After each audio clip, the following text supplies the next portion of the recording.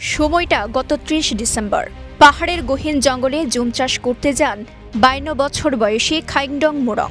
হঠাৎ তাকে আক্রমণ করে বসে একটি ভয়ঙ্কর ভালুক। আর এই ভালুক খাইংডং মুরংকে নিজের ধারালো নখে আঘাত করে মারাত্মকভাবে জখম করে। সেদিন পার্বত্য জেলা বান্দরবানের আলীকদম জোনের আওতাধীন বলাইপাড়া আর্মি ক্যাম্প থেকে প্রায় ৫ কিলোমিটার দূরের গহীন জঙ্গলে ভালুকের আক্রমণের শিকার ক্ষুদ্র নৃগোষ্ঠীর এই জুম চাষিকে উদ্ধার করে চিকিৎসা শুরু করে বাংলাদেশ সেনাবাহিনী তাকে প্রথমে বলাইপাড়া আর্মি ক্যাম্পে প্রাথমিক চিকিৎসা শেষে উন্নত চিকিৎসার জন্য ভর্তি করায় এমডিএস বান্দরবানে। সেখানে ১৫ দিন চিকিৎসা ও সেবা শুশ্রূষার পর সুস্থ হন খাইংডং মুরং।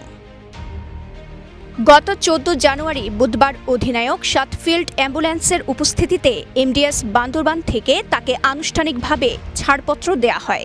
এ সময় উপস্থিত ছিলেন সাতফিল্ড অ্যাম্বুলেন্স বান্দরবানের অধিনায়ক মোহাম্মদ শরফরাজ হায়দার ও চিকিৎসায় অংশ নেয়া সেনাবাহিনীর বিশেষজ্ঞ চিকিৎসক মেজর দেওয়ান রাব্বানী শরীফ।